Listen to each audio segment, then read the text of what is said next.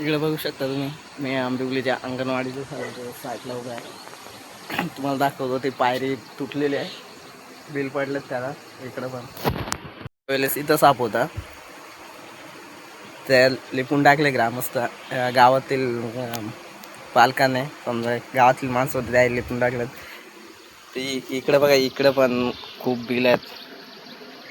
इकडं कधी पण साप येऊन राहू शकतो. उंदीर असतील किंवा उंदरांच्या मागे, उंदरांची बळ आहेत ते, उंदरांच्या मागे येऊन राहू शकतो.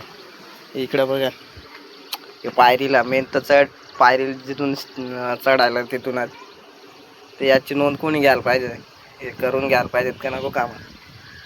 ती पायरी तुटलेली आहे, एक तर पूर्ण पायरी चेंज करा, तर त्याच्यात साप येऊन घुसून राहतील. एखाद्या मुलाला चावला, मग काय दंश घेतला, पण तेव्हा करणार काय.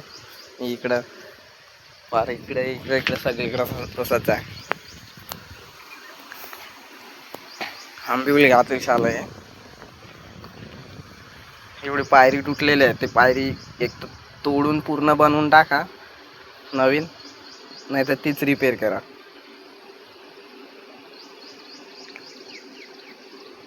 लहान मुलांना दंश घेऊ शकतं साप याच्यात येऊन राहिलाच तर.